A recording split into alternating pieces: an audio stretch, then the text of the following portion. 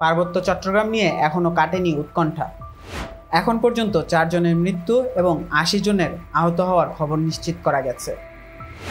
পার্বত্য চট্টগ্রামের সৃষ্ট পরিস্থিতি নিয়ে অনেকেই আঙুল তুলছেন ভারতের দিকে। এরই মধ্যে পার্বত্য চট্টগ্রাম নিয়ে বাইরে থেকে ষড়যন্ত্র হচ্ছে বলে মন্তব্য করেছেন অন্তর্বর্তীকালীন সরকারের উপদেষ্টা হাসান আরিফ।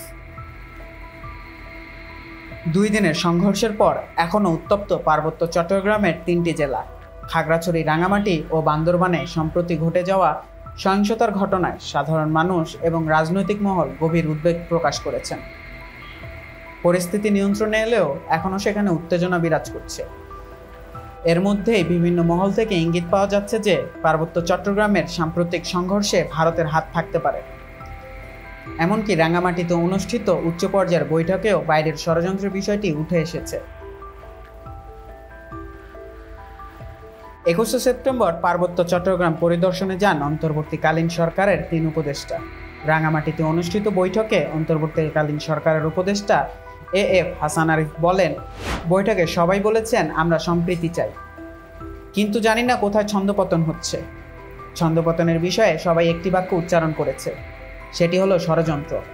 বাইরে থেকে একটি ষড়যন্ত্র হচ্ছে আমাদের এই সম্প্রীতি নষ্ট করার জন্য। এই মন্তব্যে নতুন করে সন্দেহের বীজ বপন হয়েছে। পার্বত্য চট্টগ্রাম সবসময় একটি সংবেদনশীল এলাকা। সেখানে স্থানীয় জাতিগোষ্ঠী, রাজনৈতিক দল এবং বাহ্যিক শক্তির প্রভাব লক্ষ্য করা গেছে। বিশ্লেষকরা মনে করছেন পার্বত্য অঞ্চলের বর্তমান পরিস্থিতিতে কোনো বাহ্যিক শক্তির ভূমিকা থাকতে পারে, যা ভারতের সক্রিয় অংশগ্রহণের একটি সম্ভাবনা সৃষ্টি করছে। পার্বত্য চট্টগ্রামে উত্তেজনা শুরু হয় খাগড়াছড়িতে একটি মোটরসাইকেল চুরির ঘটনাকে কেন্দ্র করে। গত 18 সেপ্টেম্বর মামুন হোসেন নামে একজনকে মোটরসাইকেল চুরির অপরাধে পিটিয়ে হত্যা করা হয়। এই ঘটনার প্রতিবাদে দীঘিনালা ডিগ্রি কলেজের শিক্ষার্থী ও স্থানীয়রা মিছিল করেন। মিছিলে হামলা করে বিচ্ছিন্নতাবাদী সংগঠন ইউপিডিএফ। এছাড়া 19 তারিখে ইউপিডিএফের সশস্ত্র গোষ্ঠী সেনাবাহিনীর একটি টহল দলের ওপর গুলি চালায়। সেনাবাহিনী পাল্টা গুলি চালালে 3 জন নিহত হয়। একই সময় সামাজিক যোগাযোগ মাধ্যমে গুজব ছড়িয়ে সংঘর্ষ আরও ছড়িয়ে দেওয়া হয়। এই ধরনের সংঘর্ষ সাধারণত স্থানীয় ক্ষুদ্র জাতিগোষ্ঠীর মধ্যে সীমাবদ্ধ থাকলেও সাম্প্রতিক উত্তেজনায় বাইরে থেকে উস্কানি ও সহায়তার সন্দেহ বাড়ছে।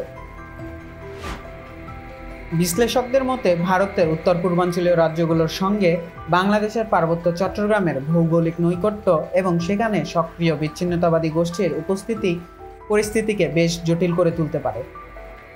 পার্বত্য চট্টগ্রামের বিদ্রোহী সংগঠনগুলোর মধ্যে অনেকেই ভারতের মিজোরামে আশ্রয় নিয়েছে বলে দাবি করা হয়। এর মধ্যে সশস্ত্র কুকি চীনের সদস্যরা একই গোত্রের হওয়ায় মিজোরামে বসবাসরত কুকিদের কাছ থেকেও সাহায্য পায় বলে বিভিন্ন গণমাধ্যমে উঠে এসেছে। ফলে এই অঞ্চলে সংঘর্ষের পেছনে ভারতের গোপন সমর্থনের ইঙ্গিত দিচ্ছেন অনেকেই।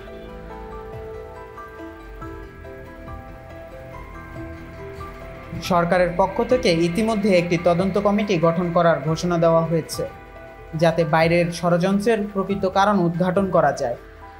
এছাড়া পাহাড়ে সম্প্রীতি বিনষ্ট করার ষড়যন্ত্র করলে তাদের কঠোর হস্তে দমন করা হবে বলে জানিয়েছেন স্বরাষ্ট্র উপদেষ্টা অবসরপ্রাপ্ত লেফটেন্যান্ট জেনারেল মোহাম্মদ জাহাঙ্গীর আলম চৌধুরী।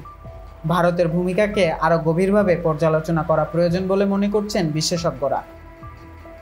ভারত বাংলাদেশ সম্পর্ক সবসময় কৌশলগত এবং অর্থনৈতিক সহযোগিতার মাধ্যমে এগিয়ে গেলেও পার্বত্য চট্টগ্রামে সংঘর্ষের পেছনে ভারতের কোনো অংশীদারিত্ব থাকলে তা 2 দেশের সম্পর্কে প্রভাব ফেলতে পারে।